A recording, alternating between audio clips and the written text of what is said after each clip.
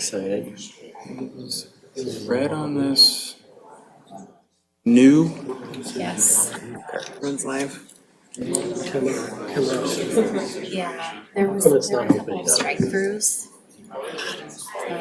Our attorney recommended those Technology. strike-throughs, and then Horrible. they also added that red section too, but just We better get it. like one Yeah. residential structure. Mary, okay. Okay, it's 6 o'clock and we're going to bring our August 10th City Council meeting to order, and we will begin with roll call. Sarchet? Here. Savage? Here. Dvorak? Here. Hill? Here. Otis?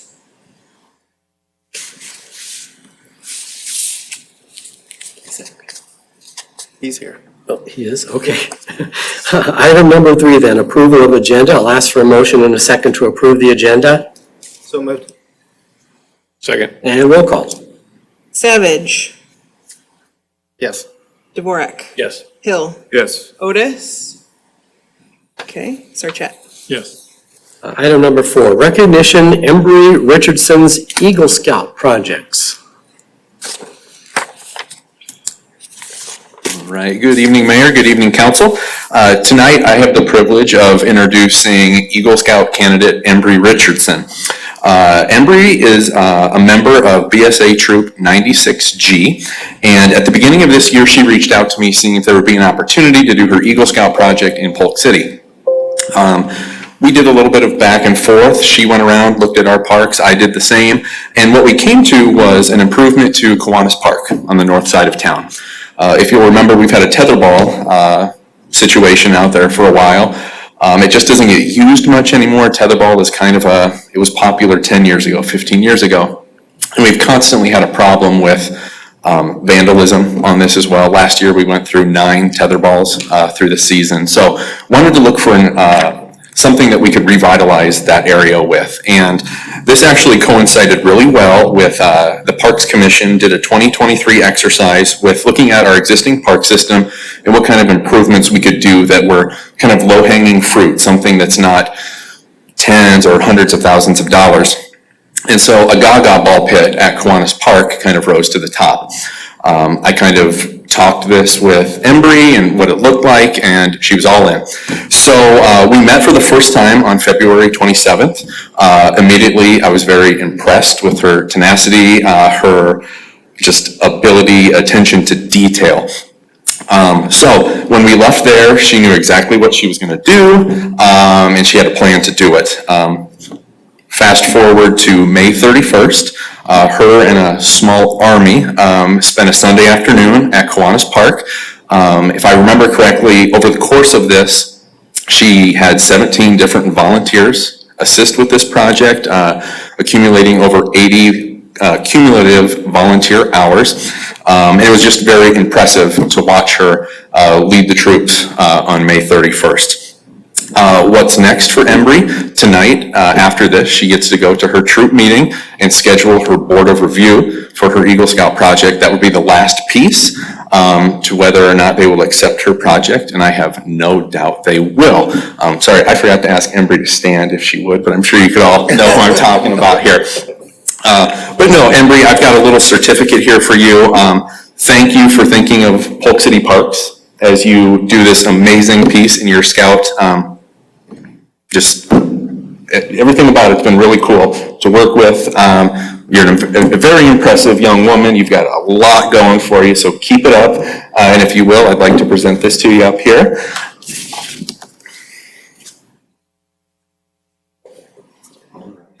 So yes, a certificate of appreciation to Embry Richardson in recognition of your outstanding service and achievement. Thank you.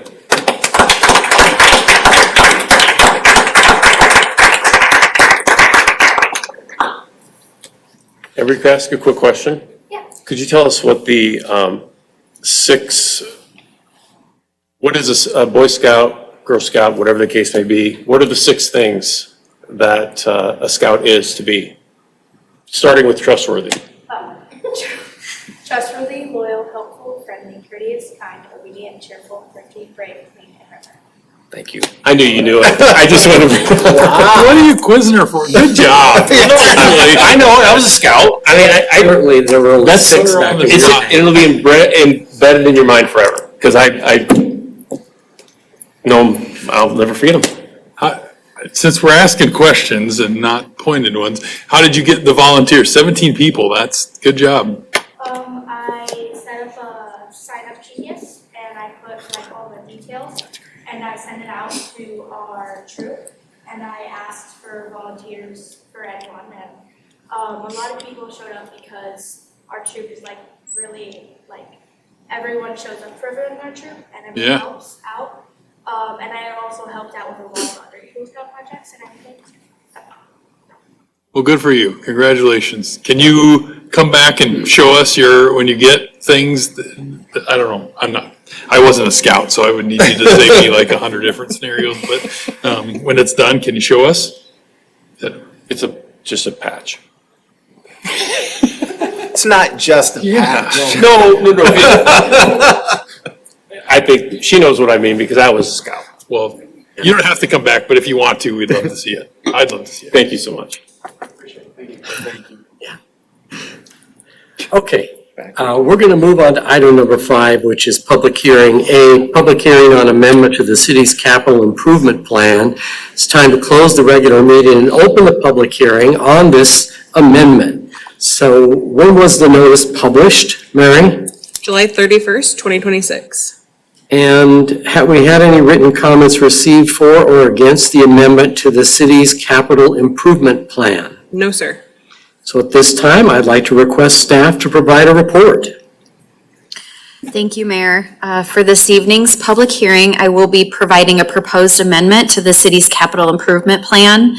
For those of you that do not know what a capital improvement plan is, it is a 5-year plan that the city council has adopted, which shows what major projects and equipment we will be prioritizing during the upcoming 5-year period. The plan can be changed or amended at any time. The purpose of the plan is to both show the public what the city's priorities are, as well as streamline the budgeting process.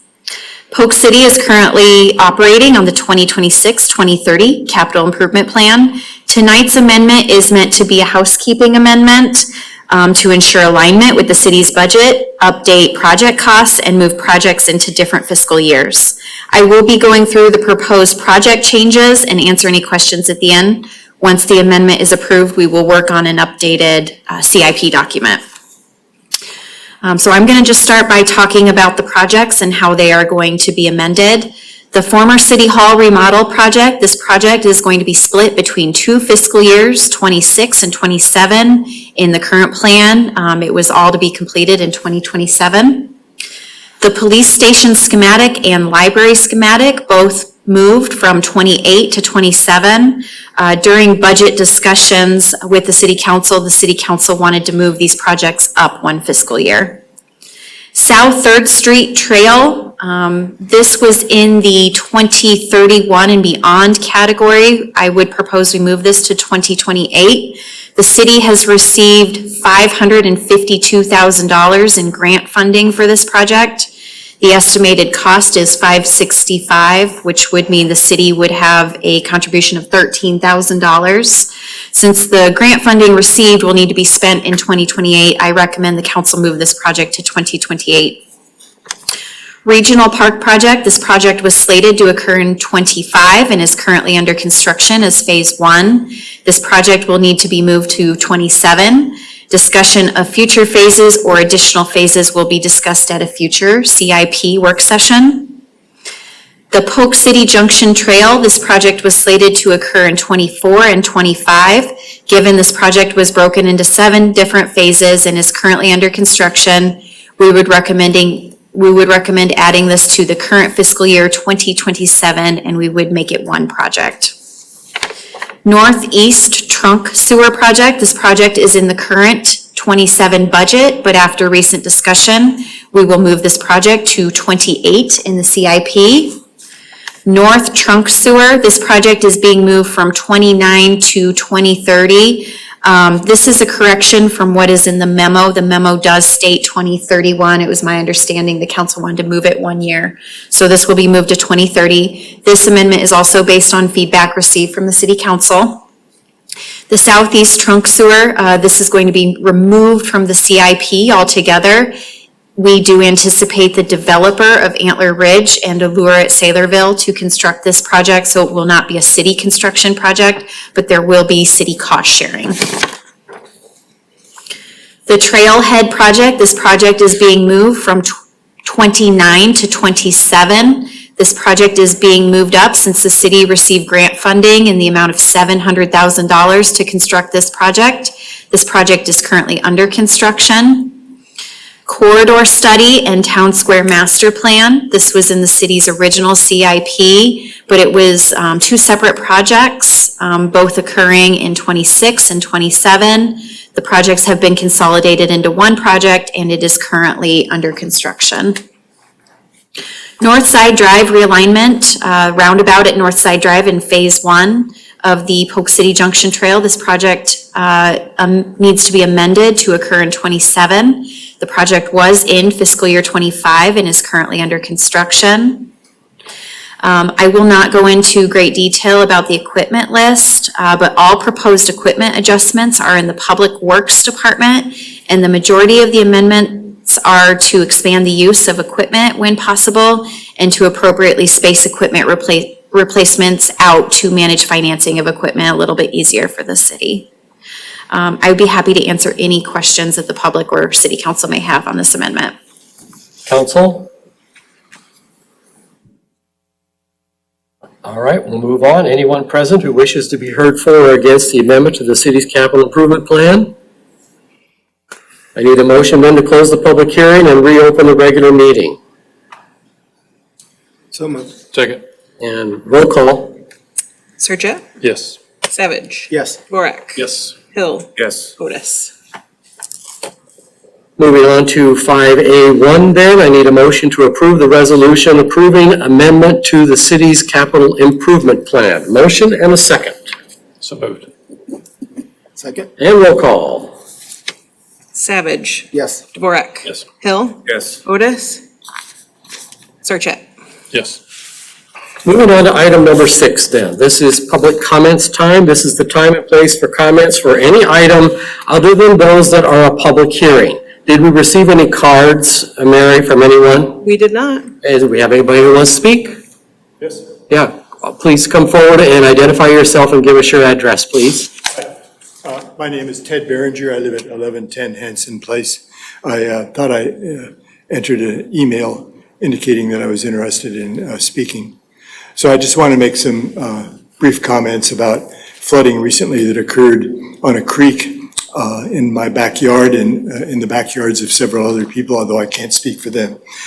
So we had some flooding on June 10th, which was a storm that wasn't too bad, but it was flooding and didn't clear out very fast. And then on July 3rd, July 4th, that big storm that dropped 8.9 inches of rain on us was pretty devastating. It pretty much expanded this creek in our backyard from about 4 feet wide to about, probably at least 15 feet wide and 5 feet deep. And that was okay. I can understand that. That was an unusual storm. But the water just didn't seem to clear out very fast.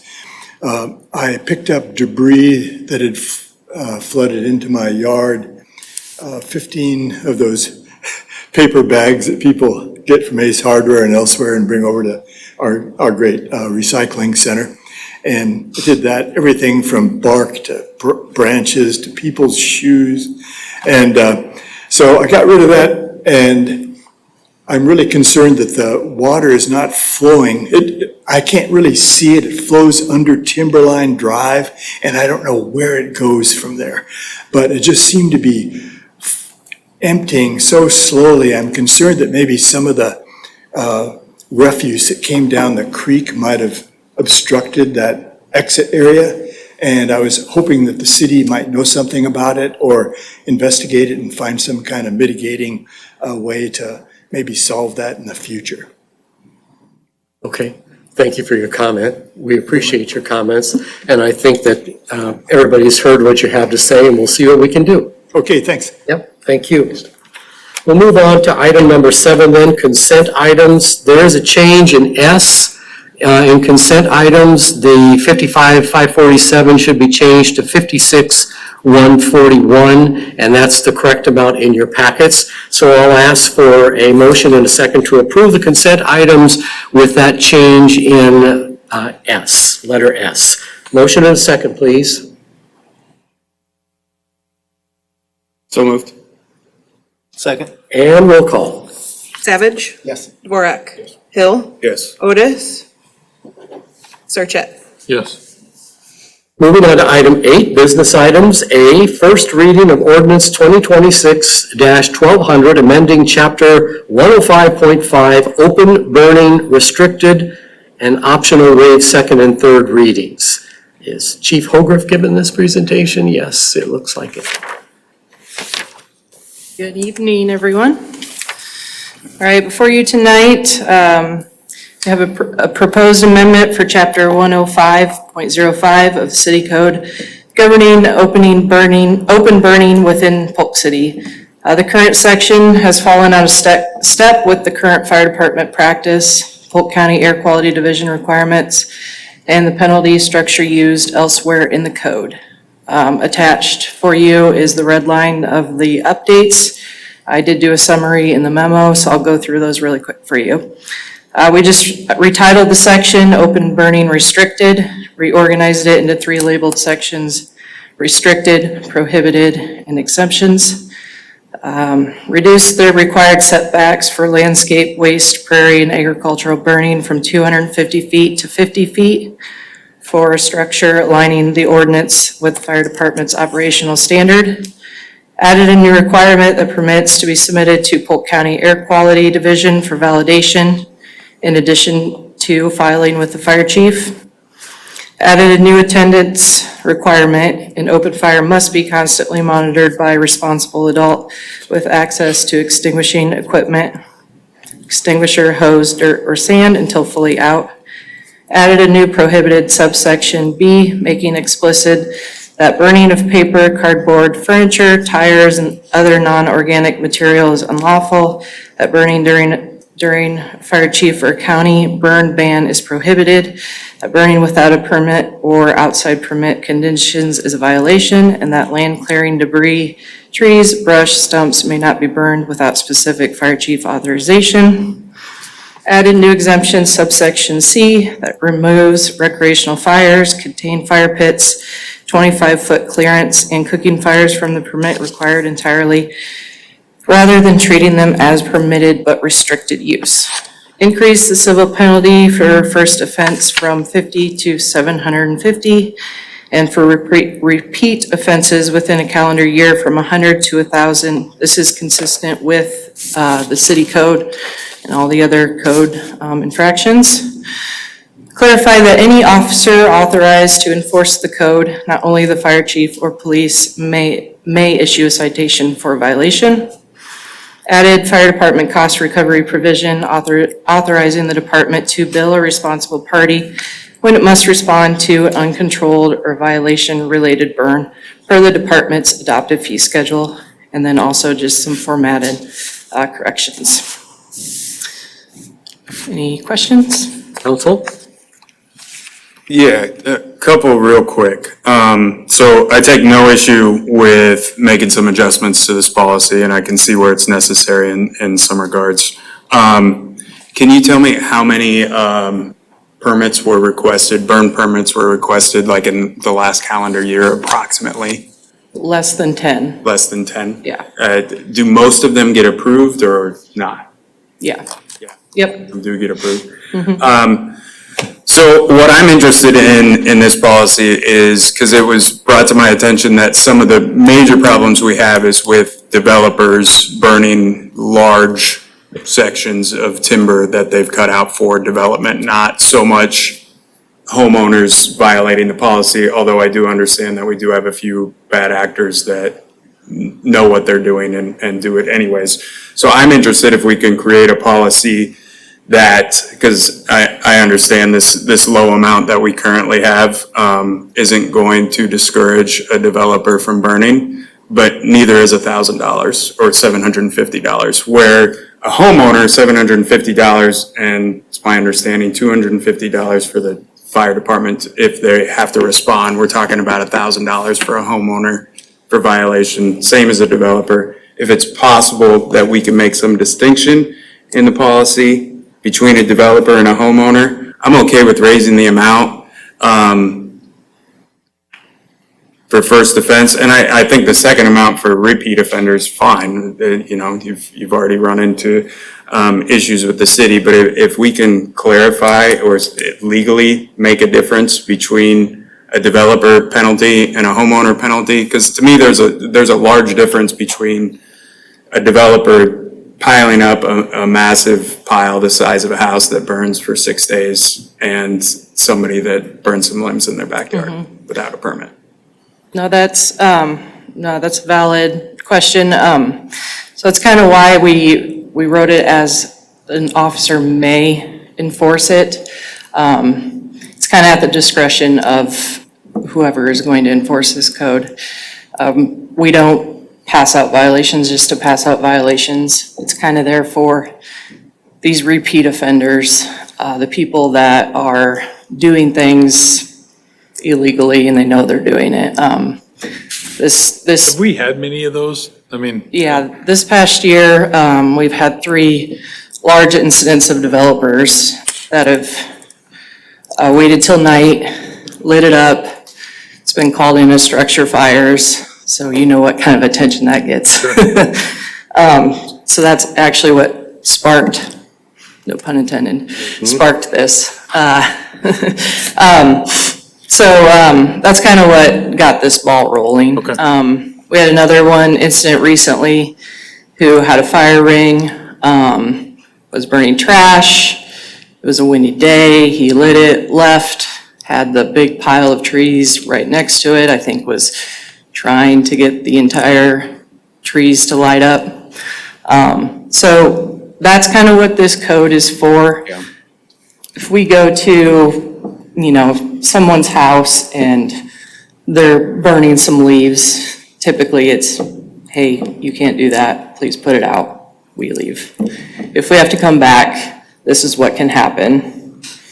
But yeah, if you want us to change some wording, we definitely can do that. Would you mind if any officer gets specific on who can enforce it? Like, I understand you can, police officers can. Can we be descriptive on officers in the fire department Yeah. under you that can? Like, Yeah, typically, if there is a burn, I'm going, or my Right. deputy chief, or someone, a duty officer is going to this in town. And a lot of times, they're gonna follow the code, or they're gonna, if it's something that they think is a little iffy, they're probably gonna call me or the Okay. deputy chief and be like, hey, this seems like we need to do something about it. I guess my concern with the policy, is that if we add an extra step, which I know is a requirement with the air quality, I understand there's not a fee associated with that, and generally, if you've signed off on it, they sign off with it. But if we add the extra step, the likelihood that people go through this process potentially decreases. And then if we have a very large penalty with it, my worry is if somebody gets hit with, and I know you're saying that not necessarily going to get hit with $1,000 penalty for this, then we have a pretty massive dispute between neighbors, because generally, correct me if I'm wrong, it's a neighbor that calls in somebody that started a fire. So again, I'm totally okay with making changes to this policy. I'd like to work out some details on some distinctions between what penalties potentially are for developers and what penalties are for homeowners. Yeah, so I'd like that too, and not where I initially read this, so it's good to know that, I mean, you brought it up and you're saying it's happening. Is there, to me, I don't want to make this overly onerous, because then that, like, it may have a sideways impact on the people that we don't want it to have an impact on. Is there something that we can do, if the crux of the problem here is developer oriented, can we tie something in our ordinances around site approval or some of those things connected to this type of violation? Because it probably isn't going to be, if they're starting these fires, they're saving thousands of dollars worth of hauling away to accidentally start a fire. So doubling it, tripling it probably isn't going to do it, But if we can say there's been a violation of our fire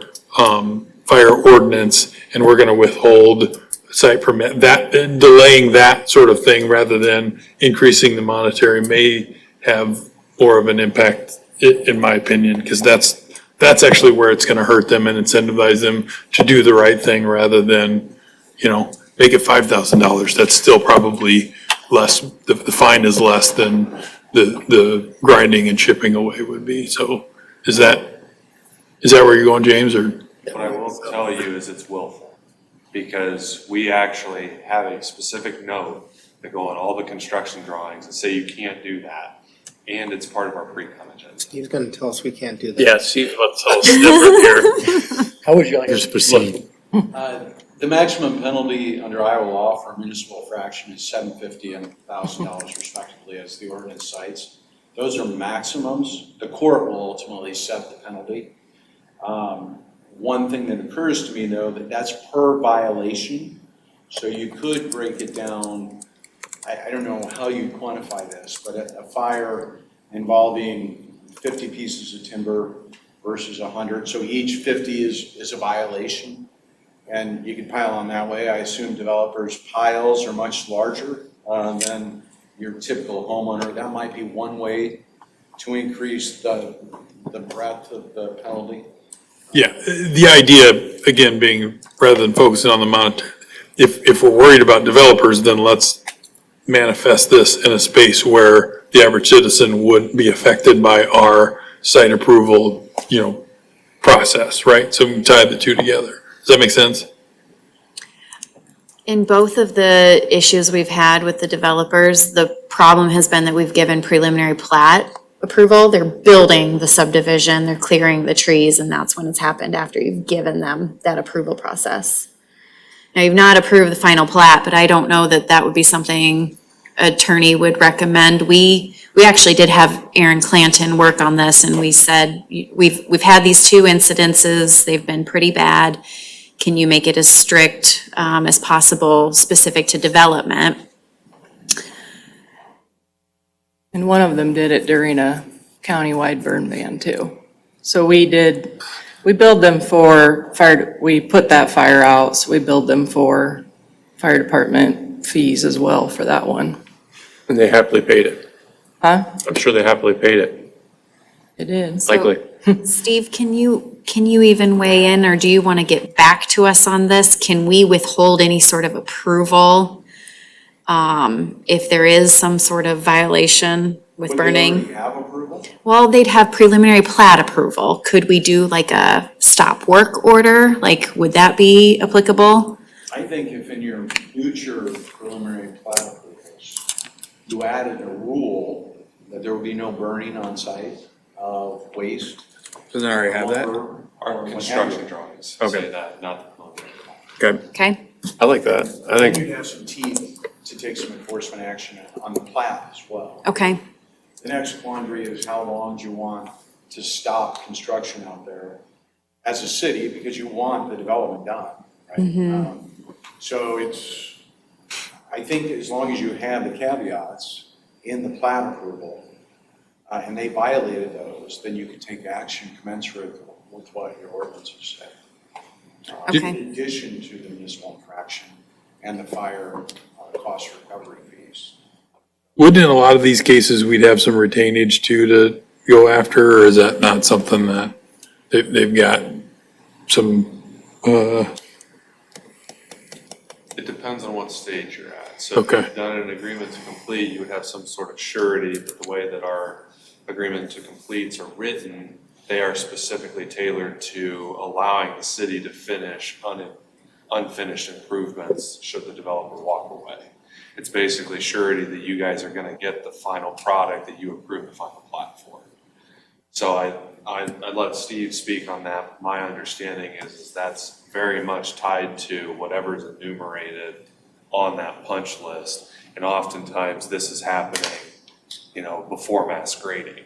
So they're not close at that point. We'll work on some additional language regarding preliminary plat, make sure it's obvious to developers that they cannot be open burning. Chief, would you be willing to change the section that says officers? Could we make it fire chief or designee that would issue the citation? I guess it does say that in section 3. Yeah. Yeah, I think that it says that because police officers can also issue these enforcements, and I know they have. Because sometimes we do need their help in some of these instances, because people can get a little Right. Owly. rowdy. Especially if it's gonna be, yeah. And these are the repeat offenders that know better. So what's in there? So,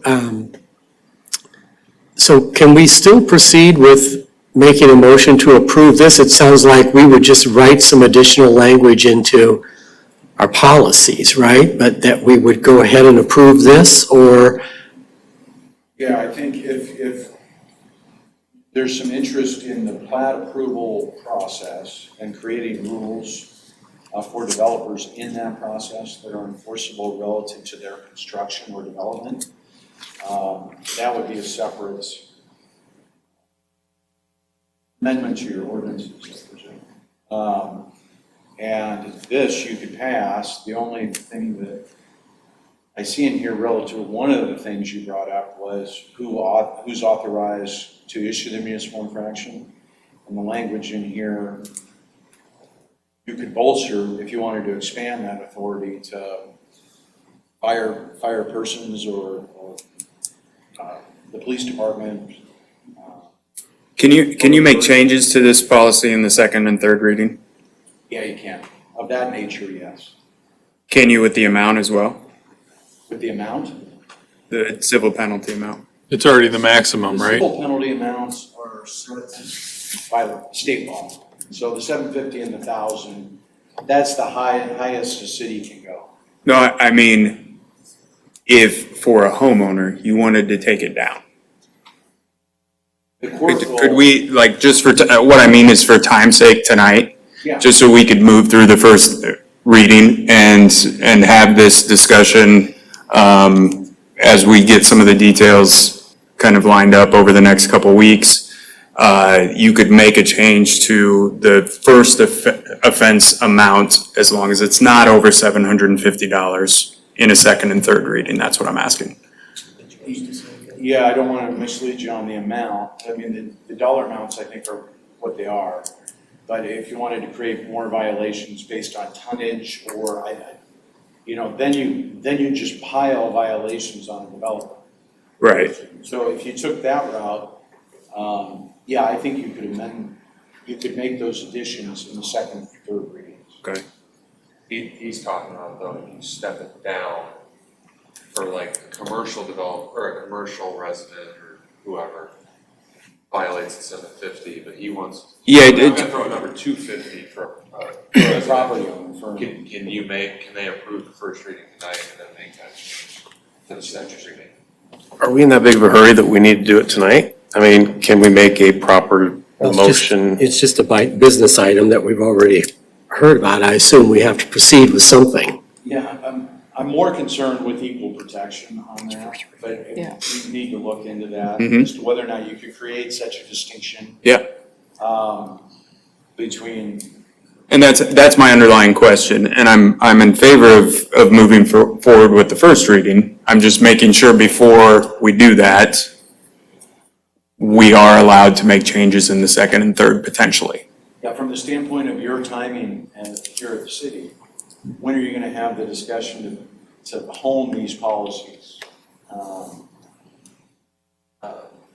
The things you wanna create. I guess what I'm thinking is if you could table the first consideration to the next meeting, if you were going to have that discussion at the workshop next week or before the next meeting, and we can make those amendments before you can do the first reading. Either way, it's the same timeline, whether we table it or we approve and change, it's the next meeting at least anyway. So I'd say you just table it come back, make the revisions between now and the next meeting, and then waive the additional readings at that time, Okay. right?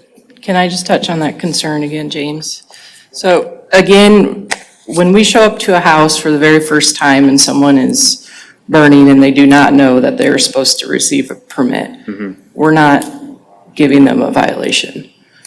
We are simply telling them about the code. Right, We are saying, will you please put it out? yeah. We do not want to come back tonight. They put it out, we go home. If we I no, appreciate- No, I'm just, like. I appreciate We're your not gonna just approach, and I slap- completely We're not gonna slap believe you. $750 My fines on worry people. is another agent immediately slapping. They're not going to do that because they don't even know how to do the paperwork. And they're gonna check with me before they even have to do that because Okay. they will ask, they'll know that that's a lot of money and they'll have to ask permission before they start doing that. So I'm trying to make it clear, like, we don't wanna be, I know you we don't. don't wanna be cops and code enforcers. This is strictly for the abusers, the instance that we have experienced this past year. And the money or the price is just to keep it equal of all the other codes. Yeah, That's where I pulled it from, so I was just trying to make it simple. okay. Can I, before we move on, can I just ask a quick question? Could we leave the ordinance as is and have a separate, like, SOG or SOP of how we might handle matters where we're trying to educate people and then we go to the civil citation? You can certainly educate the public on the ordinance and its content. Gets a little dicey when we're treating people differently. But assuming it's just a blanket educational piece, you could face penalties up to $750 if a violation occurs. I think that's a good education piece. Does that answer your question? We're really trying to point people towards our brush pile and not burn and pollute the air. I know it's probably not worth anything, but I'm in favor of approving it as it's written. I mean, I understand your perspective and appreciate it, but I think we should just leave it as it is. And we don't have any evidence that it will be maliciously used upon anybody. And if there is internal processes in place that there's checks and balances, I'm comfortable with it. Now, if we encounter a situation, then it's going to be a harder conversation if we come back, right? But for me, I don't see any data that says we need to change this to, so again, for what it's worth, I'm in favor of approving it the way it's written. I'm with, so I do have concern, and not that you're not gonna be here in 10 years and your officers won't be here in 10 years or 5 years, whatever the case may be, but I've often said, it'll never happen, right? Whatever the case may be. Well, then I am not on that position anymore and then it happens, or, it's just a matter, I think, of wanting to be able to not just go by, not under my watch, and we absolutely trust you, but it would be more of like, if I'm not here, what will happen? Because we do know that the second we say, there's no way that'll happen. So you could use that logic to what if yourself into oblivion on every ordinance that we have, technically. Not to just, that's from my perspective, right? Because if you want to. I'm just Yeah. simply, from a taxpayer perspective, if they're watching this and saying, we're gonna, they're, I don't know, we just want to make sure that we are addressing the problem, and I don't think some residents are the problem. Am I off? Well, I could tell you the 2 times that these 2 incidents happened, I was out of the state and I received phone calls both times. But we haven't mentioned that this is a resident problem up to this point. This has all been commercial developers, right? Right. Yeah. And that's my point. And I guess that's my point too, that we're making a big change that potentially there is the risk that a homeowner faces a penalty which is 14 times as large as the penalty currently because of the misdeeds of commercial developers. But what if the residential person is completely malicious and totally walks out and dumps a gallon of gasoline on something in their backyard and, makes no qualms about it. That's a different problem. Didn't you say that the amounts are set? We don't set those amounts, right? Yeah, and I don't think maybe I'm being as clear as I should be. This just sets the ceiling, so the Right. fire department isn't gonna say, you are fined $750. They file a citation, it goes to court, just like the police officer's citations. And the court sets the fine based on how egregious it is. So it's gonna solve, I think, your concerns, just the process. So they get a municipal infraction, they go to court, we show up on your behalf, we get the facts from the fire chief, we present them to the court. If it's a developer burning 10 tons of wood, he's likely gonna get the $750. If it's a property owner burning their leaves in a non-malicious manner, they may get a $50 fine. So it's set just based on the facts. These are the ceiling. So we have no control over it. So we're discussing something we have absolutely no control over. Right, you could set a fine for everybody at $750, but it sounds to me like you don't want that. No. So, this gives the court the ability to determine based on how egregious the action is, to set the fine up to a maximum allowed by law. Okay. So could you say in this, the first offense within the calendar year shall be deemed the first offense punishable by civil penalty not to exceed $750? Could you say up to, but not to exceed $750? If they have two, you could say that, but it would apply to the developers as well. But again, when we go to court, the court will set the fine, so we'll be in there saying, this is just horrendous, we told these guys not to do it, they should be imposed the highest penalty. The fire chief, it sounds like they will probably just educate property owners in most instances unless they have repeat offenses, and then they might get a citation, but the court's unlikely to give somebody, an individual burning leaves in their property the $750. And the fire chief and I, or our office, will make the arguments to the court as to what the appropriate penalty will be. And oftentimes, the court disagrees with this and goes lower, just based on the facts and circumstances.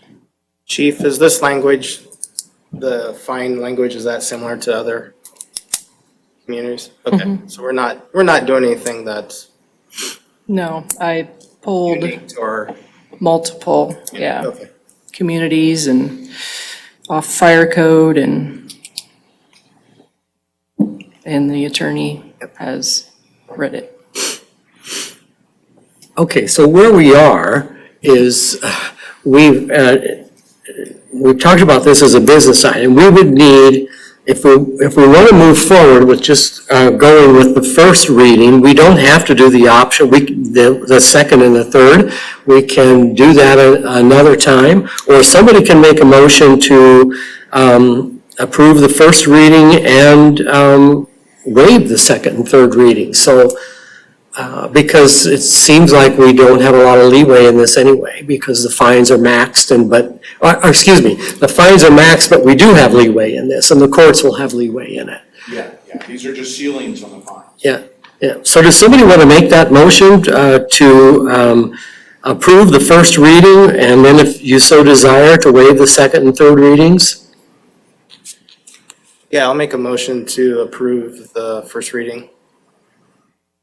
Okay, but not to waive the second and third. Oh, and That's a sorry. separate motion anyway. Yeah, But you're interested in doing that? yeah. Yeah, okay.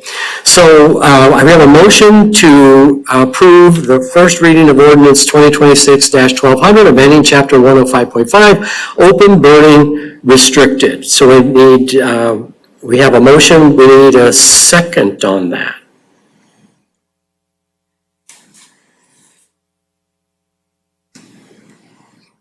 Okay, it doesn't look like we have a second on that motion, so that motion will fail, and we will move on to item B. Item B then, resolution to approve cooperative services agreement with Polk County for HMA overlay on Northeast 118th Avenue. Nick?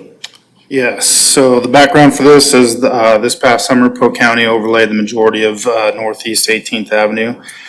And they have reached out to both the city of Polk City and the city of Ankeny to inquire if we would like to participate in their in our portions, but unfortunately the request came in right after we had finalized our budget. And given other street repairs that are necessary, we cannot make it work. Ankeny had the same response, so Polk County suggested completing the portions in fiscal year 2028. So for your review, Polk County has prepared the services agreement to overlay East North Side Drive within Polk City limits. This will complete the road service improvement of Northeast 118th Avenue from North 3rd here in Polk City through Highway 69 in Ankeny. With Polk County administrating the project with Polk City and Ankeny, and the amount that they are overlaying, Polk County can get a significantly better price than we would if we were to do it on our own. The project includes shoulder widening and approximately 1.25 miles of roadway just in Polk City. A map was attached for your reference. With the overlay, they will add 3-foot paved shoulders on each side of the road, and with that will significantly cut down maintenance and gravel that we have to put on the shoulders every year. If approved, this project is estimated to start next summer, with it being with the opportunity to fund it with 2028 funds. We would more than likely fund it out of our street repairs budget for the fiscal year 2028, or at least a portion of it. The financial considerations from Polk County were $430,850 just for our portion. And then I recommend approving the service agreement with Polk County and for East North Side Drive. Any questions of Nick? One question real quick, actually I got two. So, Nick, I noticed in the memo, I know we've talked about it goes to 44th Street. I want to clarify because in the exhibit or the attachment E. It's just short of 44th, Yeah, so is the intent going to go? It's going to go to where they stopped, yeah. Okay, It was just so- easier to say 44 instead of Okay. 200 feet short of the intersection essentially, but yeah. So they'll go to where they stopped their portion, yep. And then the second thing is, and I don't know if this is a Chelsea question or what, is this is not a commitment that we will fund this for next year, is it? To Polk County? Yes, it is a commitment. They want to ensure that we're going to do the work, which is why they sent us the agreement. So I have a little uneasiness about this because, remind me what our road repair budget was this year for all of, $400,000. okay. So I'm struggling to figure out how this is gonna get paid for at this point in time. For something, because I've been in for the past 2.5 years in conversations where we're historically behind on our road repairs. We actually upped the budget this year, and going into next year, I assume that we'll need to increase just that operational overhead or just that operational ask to be able to maintain that. This would take that and, in some, so how do we plan to tackle that? So I don't know if we have any answers. It's one of those things that, questioning how we're gonna fund this. So I'd prefer that the city pay cash for this project. Typically, we've been able to budget anywhere between $200,000 to $300,000 using road use tax and local option sales tax. The city does have some strong road use tax reserves. We have about $800,000 in the road use tax fund. I don't always like to issue debt for maintenance type projects, but that would also be an option if that's something the council would like to discuss. But my recommendation would be we pay cash to fund the project. It's a maintenance road project. And if we cannot use road use tax for 28 or local option sales tax, we could always talk about using some reserves.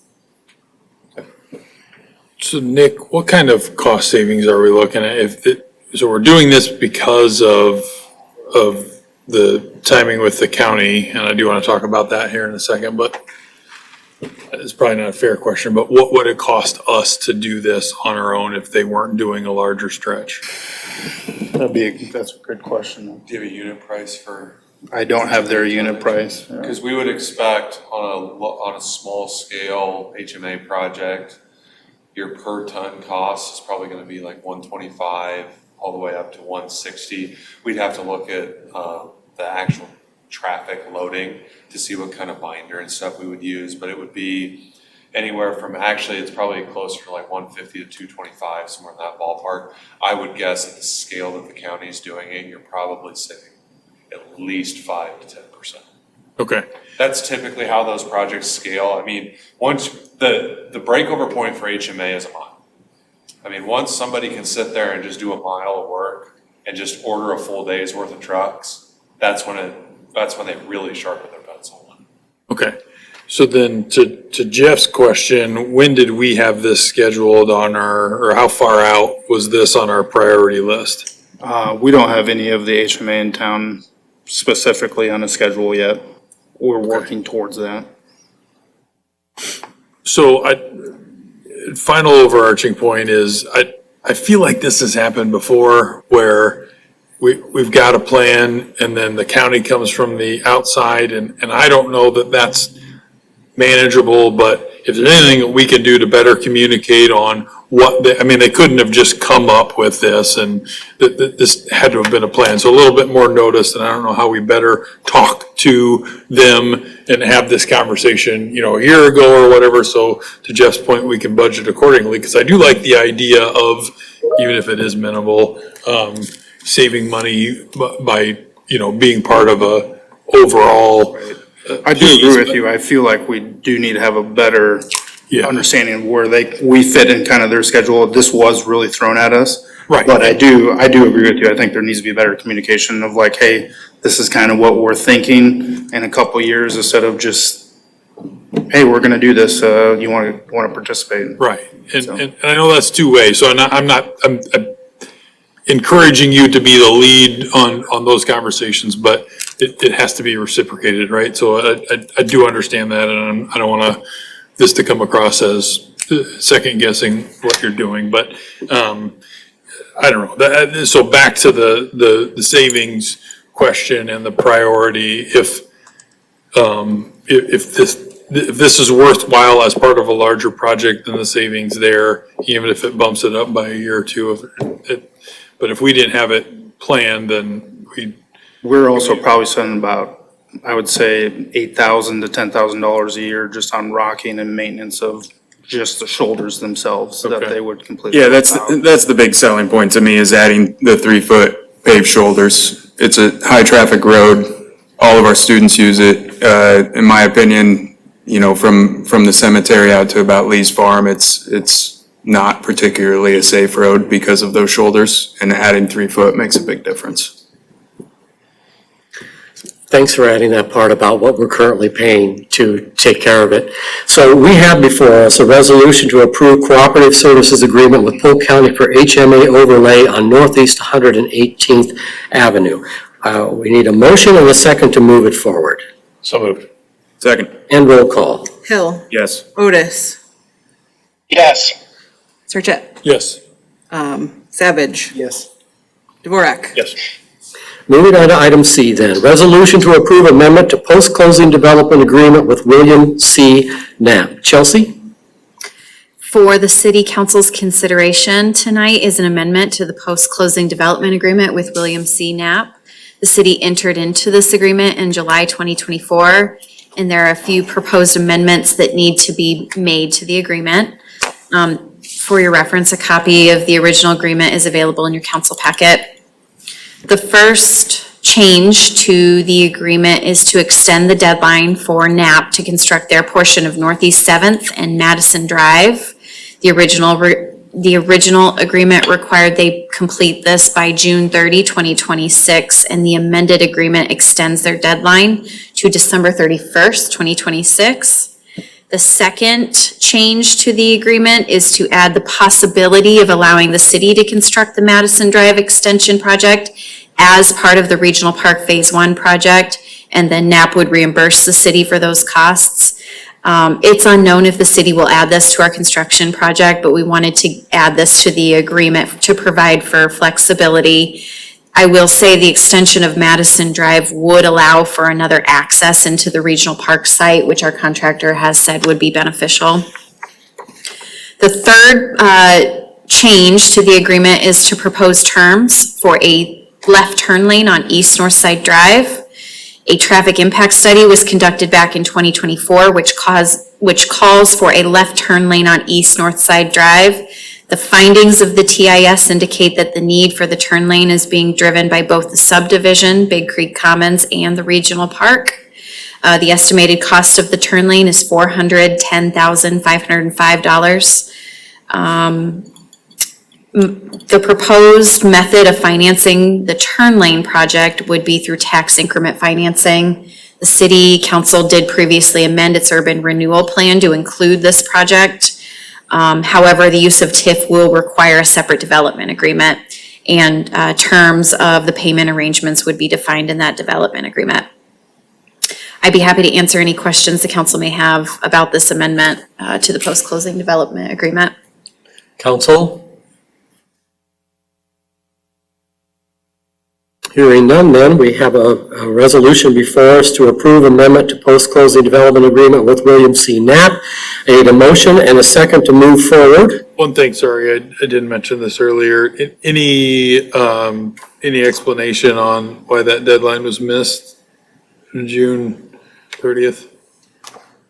I think a number of things, but as we've been coordinating and navigating, working on this project together, us not meeting deadlines has somewhat caused NAP to also be delayed on their deadlines.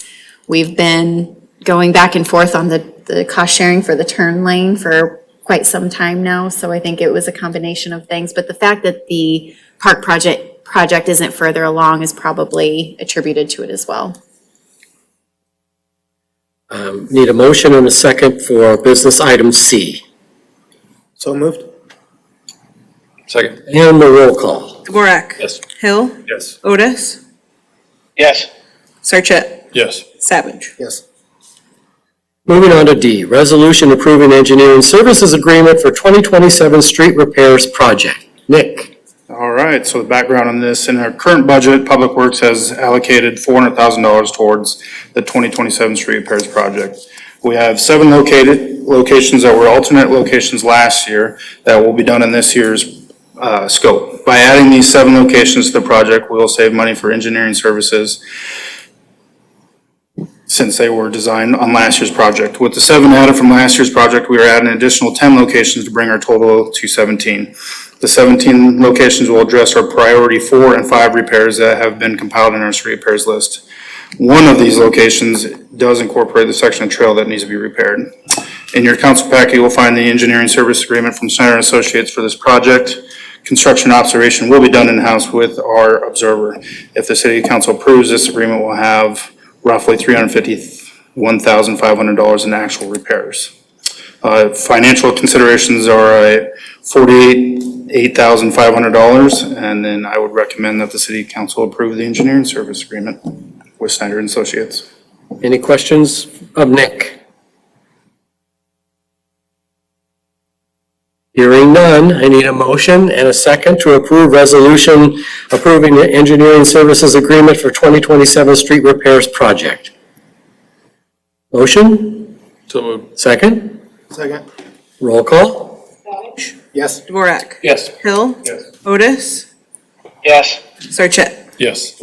All right, moving on to item number 9 then, reports and particulars. Let's begin with staff. Anything from staff? Okay, how about you, Chelsea? I don't have anything, thank you. How about you, council? Just want to follow up with Ted about Ted's comment. If Nick, if you could check out, see if any of the baskets are plugged, whatever the case may be, to see if that, I haven't, I live around there as well. I know Chelsea does too, and I didn't notice it, but it's also not in my backyard. So I can understand the concern there, and if it hasn't happened to that point, but so I can let Ted know that we are looking into that. Yeah, we are looking at several, we've had several, obviously, since the July 1, or the 1st of July storms happened, we've had several complaints about other areas, so we'll Yeah. definitely be checking them all out, and make sure that they're operating as they should. Appreciate it, thanks. Anyone else from the council? Yeah, I've got a couple things. So first off, we don't typically comment on personal items, but I think becoming a grandpa is a pretty big deal. So congratulations, Dave. Yeah, my pleasure, thank you. I didn't expect that. It's wonderful. If anybody's thinking about it. And the second thing is also a positive. So I was at a meeting and I try to talk about town, just below an annoying amount, not crossing that bridge, but I had somebody come up to me and say, we went to the square, we got pizza, and we walked across and got ice cream, and they were walking back, and they said, is this a Hallmark movie? Like, is this, and just made a series of positive comments about their experience this summer. And at the time, because it was after our last meeting, we were talking about the schoolhouse, and I immediately transitioned, well, just wait, we're gonna figure out the schoolhouse building, and it's gonna look even more like that. And then as I was driving back, I thought about it, I was like, I didn't even really fully acknowledge, and I think that it was a good reminder for me to hear some of these things. And, you know, I'm not looking to always pat us or everybody on the back or anything, but I do think we live in a special place, and it was pretty nice to hear. So not by design, but I didn't bring those things up, transition to something totally different. But most importantly, I've not been, so again, completely changing gears, I've not been satisfied with our property and liability insurer, ICAP, for a while. And the last meaningful interaction we had over the last couple months really brought that to a head. So I've had a few conversations with peer groups on how they handle that. And I do think there are other options that we should look into. While I am very dissatisfied with how they've defended us or lack of thoroughness on a few things, I don't want to leap blindly. So I'll throw it over to Chelsea, if this is fair, to have a broader discussion to see if others feel the same way, while at the same time vetting alternatives, both in how we approach it. Do we have an agent? Do we not? And are there other entities that would have performed differently in some of the situations that we've got, and then make the decision from there. But yeah, that's all I have. So we can. I guess I would just add to that, I'm not sure I share the exact same sentiment when it comes to them, but I'm always open to exploring competitors, seeing what our return on investment is. So if that's something you're suggesting, I'm totally okay with it. That's good enough for now. Likewise, yeah. No, Competition's good. and again, being frustrated is one thing, making decisions that are in the long-term best interest is another. So, and those need to be done in a proper order. So I get your point. I guess one thing, Mayor, I have too is, I know I've been contacted personally by a few neighbors and other residents in our community about concern regarding e-bikes and scooters in our community. We actually, as council and city, have had on our schedule to have a working session, Chelsea, September 14th. September 14th. It's actually been on our schedule. So I know there's been a lot of, like I said, concern. It's been top of our mind. It's something that was already on our agenda, and just want to let you know that we're going to be talking about how to address that moving forward. So. That's a good point, Jeff. I'm glad you brought that up. If we could do some extra publicizing of that work session, so if folks want to attend, they're even more aware, if possible. Well, I have both an e-bike and now a scooter. And I have some very good firsthand information on riding a scooter in Polk City. So I look forward to any kind of a discussion about riding a scooter and riding an e-bike. E-bike seems to be easier than scooter. So I look forward to that. The other thing is that I'm so glad that you made that comment about the old City Hall building and making it more of a hallmark kind of structure in town. And I hope take advantage every time I can to say, I hope we do move forward with tearing off the old city council chamber so that we can do that. I have a really exciting piece of information that I got this week, and to no one's surprise, it pertains to the Polk City Junction Trail, and that is as we move forward on doing our segments of the trail, I reached out to our friends at Polk County Conservation Service, Adam Fendrick, and said, well, just where are you on doing your part of the trail? And Adam got back to me right away and said the good news, so we had our pre-con meeting with the contractor this morning. That was on August 6th. The good news is they plan to start construction on our segment of the trail in early September and plan to have the trail completed by late October. So that works very well with our plans to have our entire segments of our trail done by the end of December. So that partnership has been a strong one, and it continues to be a strong one. Council may remember that I gave a presentation to the Polk County Conservation Service Board, and I asked them to change the name of the oasis to Polk County Junction. Or Polk City Junction, rather. They said at that time they had no problem doing that. I also asked if they would be interested in doing an interpretive sign on the old railroad spur that would demonstrate how we got to the name Polk City Junction Trail. So Adam got back to me and said, yes, let's proceed with discussions on that. And so Adam and Chelsea and I are getting together, not this week, but the following week, to talk about that interpretive sign and hopefully about some kind of signage on the old oasis as well. And when we had that discussion, Polk County Conservation agreed to pay for the interpretive sign. So that's just good news all the way around when it comes to our Polk City Junction Trail. So that is what I have to add tonight. So nothing else. I guess we'll ask for a motion to adjourn. Have a second? Second. All in favor, say aye. Aye. Any opposed, same sign. No opposed. Adjourned till August 24th.